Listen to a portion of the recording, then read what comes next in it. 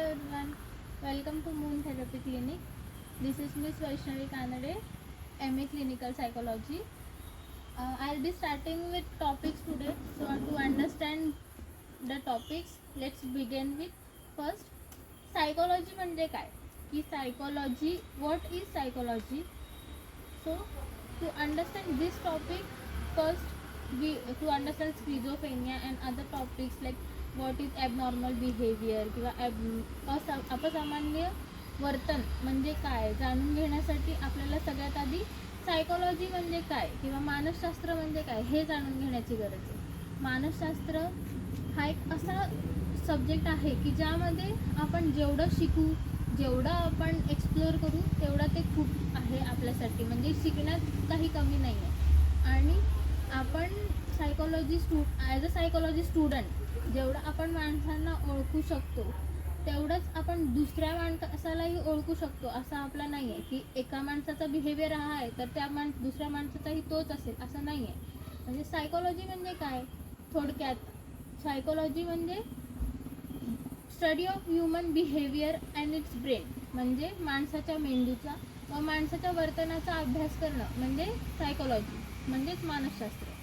आता आपण बघणार आहोत की ॲबनॉर्मल बिहेवियर आणि अपसामान्य वर्तन म्हणजे काय.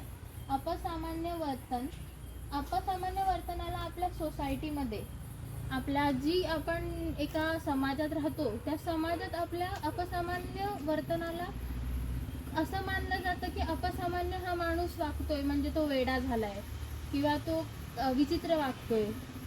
पण तो माणूस वेडा झालेला नसून फक्त तो आपल्या बिहेवियर पेक्षा काहीतरी वेगळं वागतोय जे आपल्या सोसायटीला एक्सेप्टेड नाही आहे किंवा आपला समाज एक्सेप्ट करू शकत नाही आहे. ॲबनॉर्मल बिहेवियरमध्ये आपण बघतो की माणूस वेगळा विचार करतोय, त्याला वेगळे आवाज ऐकू येत आहेत किंवा तो एकच गोष्ट 10 वेळा करतोय. ह्या सगळ्या गोष्टी अपसामान्य वर्तनामध्ये येतात. पण आपण त्या वर्तनाला हा वेडा झालाय असं म्हणून टाळून देतो. भरपूर वेळेला आपल्याबरोबर अशा गोष्टी होतात की आपण एकच गोष्ट 10 वेळा हे करत असतो, बघत असतो. आपण एकच गोष्ट 10 वेळा चेक करत असतो, पण ती अपसामान्य आहे हे आपल्याला जाणून पण जात नाही कित्येक वेळेला. त्यामुळे आपण दुसऱ्याला वेडा समजतो किंवा आपण स्वतःला काहीतरी वेडा आहे असं समजतो.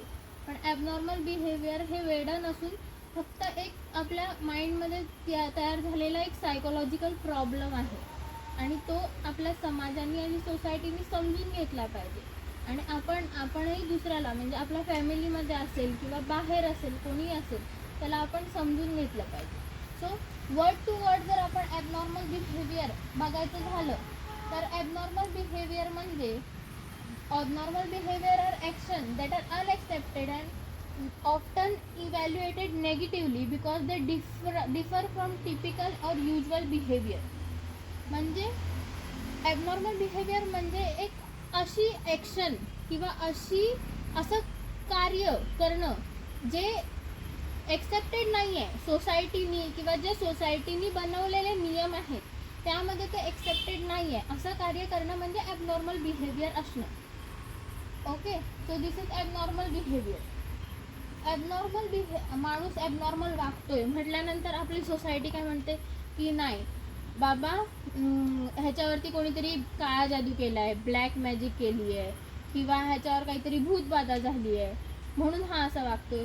तर ह्या सगळ्या ज्या आहेत हे सगळे मिथ्स आहेत. मिथ्स म्हणजे जे आपण म्हणतो की अंधश्रद्धा, तर ह्या सगळ्या अंधश्रद्धा आहेत, मिथ्स आहेत ह्या सगळ्या की बाबा ह्याच्यावर भूतबाधा झाली आहे किंवा ह्याला कोणीतरी काहीतरी काळा जादू केला आहे. ह्या सगळ्या ज्या आहेत अंधश्रद्धा ह्यापासून वेगळं होऊन जेव्हा आपण बघू की बाबा हा माणूस ॲबनॉर्मल का वागतोय ह्याचं कारण शोधायला जाऊ त्या टाईमला आपल्याला समजेल की ह्या माणसाच्या बिहेवियरमध्ये प्रॉब्लेम आहे, ह्या माणसाला सायकोलॉजिकल इश्यू आहे आणि म्हणून तो माणूस असं वागतो. सो आता आजचा आपला टॉपिक जो आहे तो आहे स्किझोफ्रेनिया. स्किझोफ्रेनिया म्हणजे काय? Schizophrenia is a chronic mental illness. Chronic म्हणजे काय? जी लाईफ लॉंग राहते. जसं की कॅन्सर, तो माणसाला लाईफ लॉंग राहतो. आता ट्रीटमेंट आली असेल तरी पण तो 100% क्युरेबल नाही होत. पण जसं की जे लाईफ लॉंग डिसीज आहेत जसं की डायबिटीस असू दे, ज्या लाईफ लॉंग म्हणजे ते लाईफ लॉंग राहतात आपल्यासोबत, आपण अगदी मरेपर्यंत ते आपल्यासोबत राहतात. तसंच स्क्रिझोफेनिया आपल्यासोबत लाईफ लॉंग राहतो.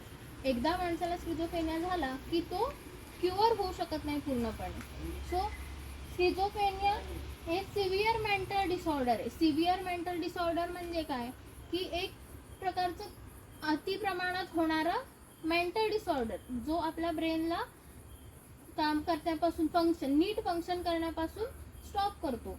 हां, तर जो ज्या माणसाला स्क्रिझोफेनिया होतो त्याला आपले इमोशन्स किंवा आपले ॲक्ट्स एक्सप्रेस करताना किंवा रियालिटीमध्ये जी गोष्ट घडतीये ती घेताना, ती परसिव्ह करताना जो त्रास होतो, त्यावरून आपण त्याला बघून सांगू शकतो की बाबा हा this person is schizophrenic. Okay.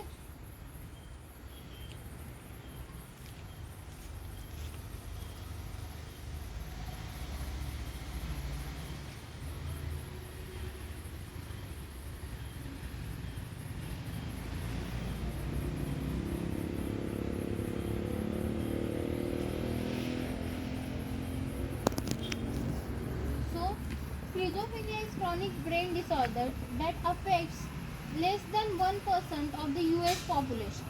म्हणजे हा जो ग्राफ आहे किंवा ही जी काही आपल्याजवळ डेटाबेस आहे तो US पॉप्युलेशनच्या अकॉर्डिंग आहे. US पॉप्युलेशनच्या अकॉर्डिंग 1% ऑफ US पॉप्युलेशन म्हणजे US पॉप्युलेशनचा 1% लोकांना स्क्रिझोफेनिया अफेक्ट करतो. आणि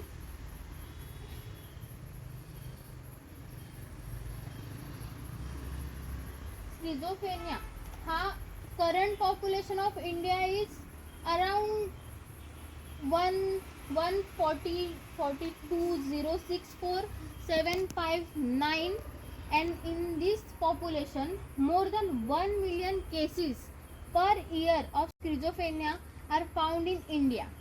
म्हणजे इंडियामध्ये आपल्या होल इंडियाच्या पॉप्युलेशनमध्ये 1 मिलियन केसेस अशा आहेत ज्या स्क्रिझोफेनियाच्या निघतात किंवा स्क्रिझोफेनियाच्या असतात. सो विचार करा की आपण आपल्या आजूबाजूला असे किती जण बघत असू की ज्यांना स्क्रिझोफेनिया आहे, पण आपण त्याला भूतबाधा किंवा आपण त्याला ब्लॅक मॅजिक ह्या गोष्टी समजतो. सो आपण स्क्रिझोफेनियाबद्दल इन डिटेल व्हिडिओ जो काय आहे तो इन डिटेल व्हिडिओ आपण लवकरच ह्याच चॅनलवर लवकरच मी स्क्रिझोफेनियाचे टाईम किती असतो किंवा कसा स्क्रिझोफेनिया होतो आणि त्याचे टाईप्स काय आहेत ते सगळं मी लवकरच चॅनलवर अपलोड करीन नेक्स्ट व्हिडिओमध्ये. See you in next video. Bye bye. Thank you.